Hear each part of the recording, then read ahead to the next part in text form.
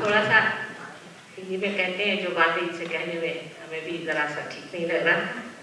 तो बात ये है कि अब आप लोग अपना देश छोड़ के इस देश में आ गए और इस देश में आने के बाद इसकी जो समस्याएं हैं वो आप पे पड़ रही हैं, जिससे मैं पूरी तरह से परिचित हूँ और जानती हूँ क्या परेशानियाँ आप लोगों को हैं। लेकिन इसके तरीके भी हम लोगों को जानना चाहिए कि क्यों इस तरह की परेशानियों का हमें सामना करना पड़ रहा है। सबसे पहली बात तो ये है कि हमें समझना चाहिए कि हम चाहे किसी भी देश में, हमारे देश की जो सबसे बड़ी परंपरा है कि हम इस संसार में पैसा इकट्ठा करने के लिए नहीं आए। महज पैसा कमाना हमारे जीवन का लक्ष्य नहीं, लेकिन परमात्मा को पाना ही हमारे जीवन का लक्ष्य। बाकी जो बातें हैं पैसा कमाना, और हमारे यहाँ हर एक साधु संतों ने सबने यही बताया कि ये आनी जानी है, बेटे इसमें तो मत फंसना। कोई भी आप भजन उठा के देखिए तो यही कहा जाता है, और आप भी रोजमर्रा देखते हैं कि जो लोग इतना पैसा कमा चुके हैं आज उनकी क्या दशा है। अब आप यहाँ के बच्चों को अगर देखिए तो मैं देखती हूँ इन लोगों ने ड्रग्स लेना शुरू कर दिया और दुनिया भर की चीज़ें करनी शुरू कर दी। उसकी वजह यह है कि इनके माँ बाप पैसे के पीछे में बिल्कुल पूरी तरह से लग गए और बच्चों की तरफ ध्यान नहीं दिया, बच्चों को प्यार नहीं दिया। पैसे का जब प्यार आ गया तो बच्चे एक तरफ रह गए और बच्चों को कोई शिक्षा नहीं दी तो बच्चे एकदम गलत रास्ते पर चले गए। कल आपके बच्चे भी इसी तरह से गलत रास्ते पर चले जाएंगे। पैसे का इतना महत्व हमारे हिंदुस्तानियों को कभी भी नहीं था, कभी भी हम पैसे को बात मानते नहीं थे। हमारे यहाँ इंसानियत सबसे बड़ी चीज़ मानी गई थी और इस चीज़ को आपको भूलना नहीं चाहिए। आज भी अपने देश में मैं मानती हूँ कि चोरों को अड्डे बैठे हुए हैं, ये भी आप कहिएगा कि अपने देश में कुछ कम है। ये भी आप लोगों की देख, जो लोग प्रदेश में आए उन्होंने जाकर वहाँ बताया कि साहब वहाँ पे लोग ऐसे रहते हैं, वहाँ ये चीज़ें हैं। जब तक हमारे देश पर इन लोगों का राज था तब तक कभी हम लोगों के दिमाग में फिरे हुए नहीं, लेकिन जब से आप लोग यहाँ से तशरीफ ले जाते हैं और यहाँ से चीज़ें ले जाते हैं और यहाँ की बातें उनसे बढ़ के करते हैं, उन लोगों का दिमाग खराब हो गया। और आप खासकर देखिएगा कि जहाँ तहाँ हिंदुस्तान में भी लोगों का ये हाल हो गया है कि वो तो अगर आप फॉरेन से कोई चीज़ लाएं, चाहे एक साबुन ही आप लाएं तो सारी दुनिया दिखाते हुए फॉरेन से लाएं। क्या अपने देश में चंदन नहीं होता? क्या अपने देश में उपटन नहीं होते? क्या अपने देश में चीज़ें नहीं होती हैं जो हम लोग इस तरह से जाकर उनको अभिभूत करते हैं, उनके प्रभाव डालते हैं कि जैसे कि प्रदेश में बहुत अच्छी चीज़ है। मैं आपसे साफ कहना चाहती हूँ इस देश में आपके लिए सीखने का कुछ भी नहीं है।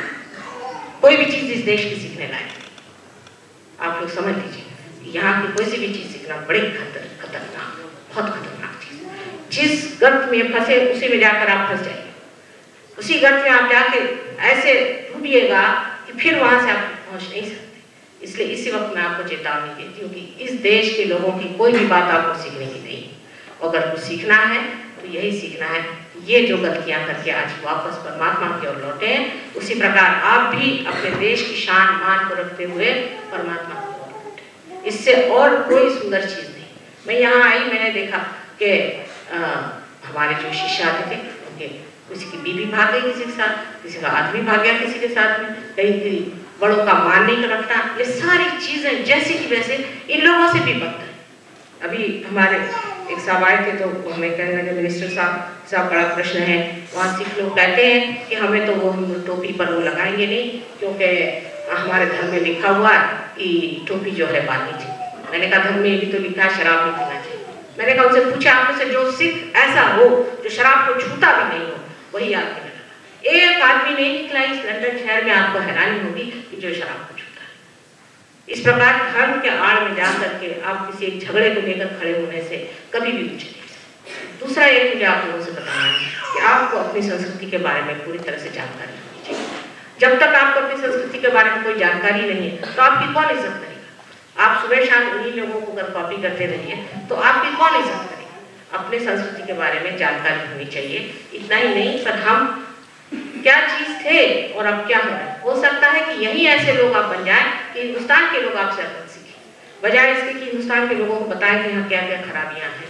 आप उन लोगों को प्रभावित करते हैं कि यहाँ जैसे हमारे सब स्वर्ग में। मैं जानती हूँ कुछ औरतों को जो कि एयरपोर्ट पे जाकर के वहाँ गंदगी साफ करते और जाति की ब्राह्मण और एयरपोर्ट पे जाकर वहाँ पे सफाई करते। हमारे देश में पैसे के लिए लोग ऐसा नहीं करते। मेरा ये नहीं कहती कि कोई काम करने में बुराई है, लेकिन वो पैसे के लिए करते। वैसे तो आप किसी की कुछ भी चीज़ करें, कोई सा भी कार्य करें, सेवा में करें तो कोई हर्ज नहीं, पर सब चीज पैसे के लिए घृणित से घृणित काम करना ये एक हिंदुस्तानी को शोभायमान नहीं।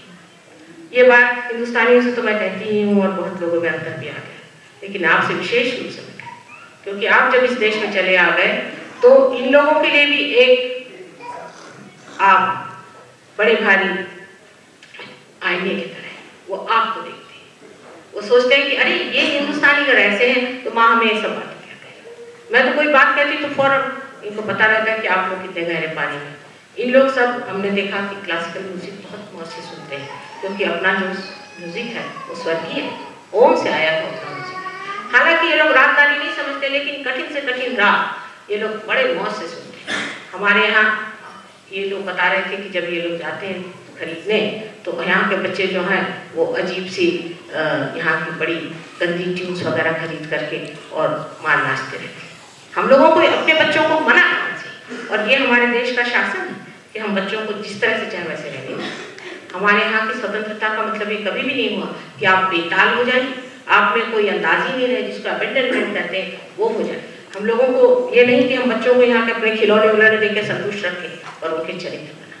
अगर हमारे देश के लोगों को ऐसी विशेष तरह की व्यक्ति की एक मिसाल मिल जाए तो ये लोगों की मजाल नहीं कि आपके सामने पहुँच गए या कोई बात नहीं। हम ही ने अपनी इज्जत अपने हाथों खराब कर रखी है। तो वो दिन दूर नहीं जब ये लोग आपकी इतनी पूजा करते हैं, कोई हिंदुस्तानी दिखने पर ये सोचते हैं कि इतना महान है। क्योंकि जो भी हो, हमें गणपति का भी तो ख्याल है, माने हम जानते हैं कि गलत काम है। अपने देश में कम से कम गलत काम करते वक्त हम ये नहीं कहते कि अच्छा काम। यहाँ पर तो ये हालत आ गई कि गलत काम कोई अच्छा करेगा। हर एक तरह के अच्छे अच्छे जॉब बना दिए हैं कि आश्चर्य आता है कि कोई विश्वास ही नहीं कर सकता। और अब हम लोग इस चीज को तो मान ही नहीं सकते कि ये सही काम है, क्योंकि अब बाप दादाओं से हजारों वर्षों से जो सूझ है, जो खोपड़ी में घुसा हुआ फिर जो रगों में दौड़ रहा है, वो तो नहीं बदल सकता कि ये सही बात है।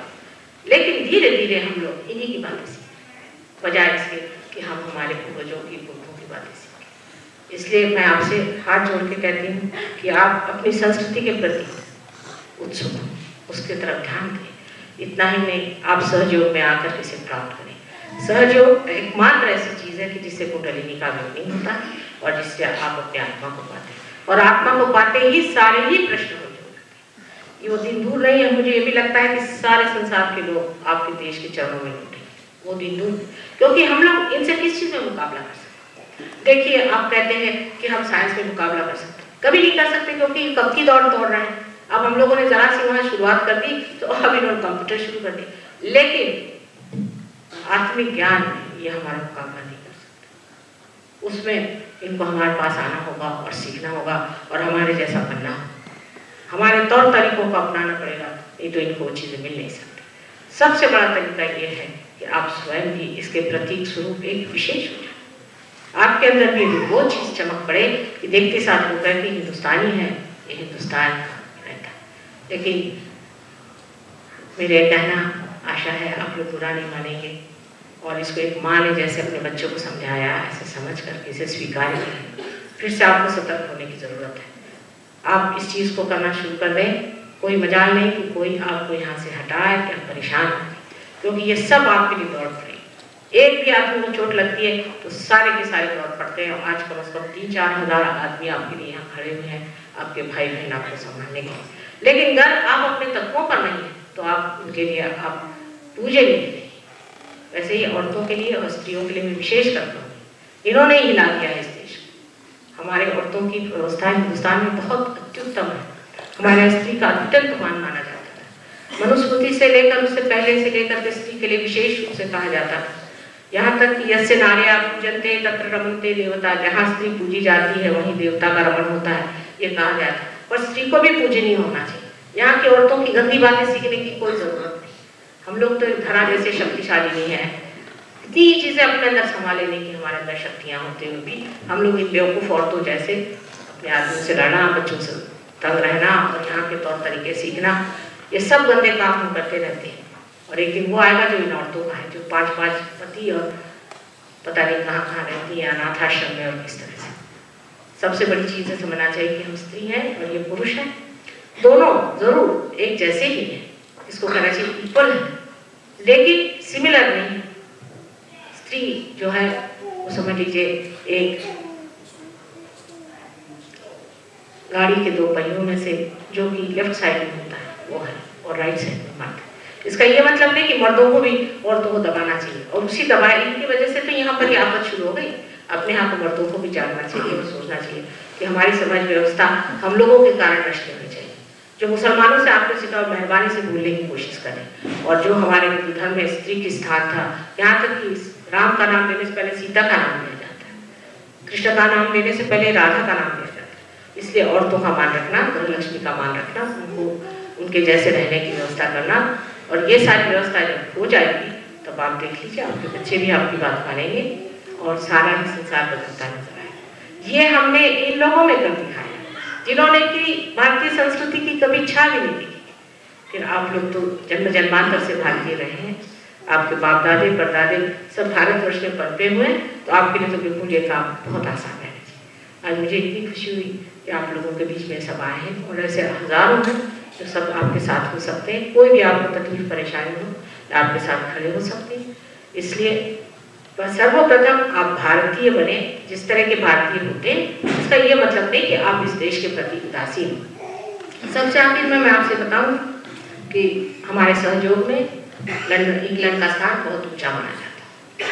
सहयोग में इंग्लैंड को सारे यूनिवर्स का हृदय, आपको आश्चर्य होगा कि हिंदुस्तान को कुंडलिनी और गणेश का स्थान माने मूलाधार माना जाता है, तो इंग्लैंड को हृदय माना जाता है। और इसीलिए आप यहाँ आए हुए हैं, लेकिन आप हृदय से इसके अच्छे जो विचार हैं, जो अच्छी बातें हैं वो लेकर जाना चाहिए, और लोगों के पास ऐसे पौष्टिक और जीवन को सुखकर वस्तुओं को देना चाहिए जिससे लोग एक नए जीवन में, एक नए आकार में उपस्थित हो। सहयोग से बहुत मनवंतर हो गया, लोग एकदम बदल गए।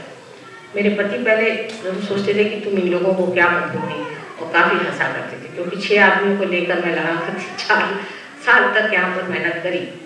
अंत में अब कहते हैं कि अब मैं कुछ नहीं कह सकता। अब मैं देखता हूँ कि ये लोग कितने बदल गए, और अगर आप मैं इसके खिलाफ या इसके बारे में कुछ ऐसी वैसी बात कहूँ तो इसका मतलब बड़ा झूठा है। यही बात है, क्योंकि सत्य है कि सहयोग करने से आदमी एकदम बदल जाता है, और उसके अंदर उसका स्थायित्व जो उसका आत्मा है प्रकाशित हो जाता है, वही उसका अनुभव है, उसको संभालता है। इसके लिए आप पैसा नहीं दे सकते, इसके लिए आप कुछ भी नहीं दे सकते, सिर्फ मांग सकते हैं कि हमें आप आत्मा दें। यही मांग एक आप सबका बहुत बहुत धन्यवाद।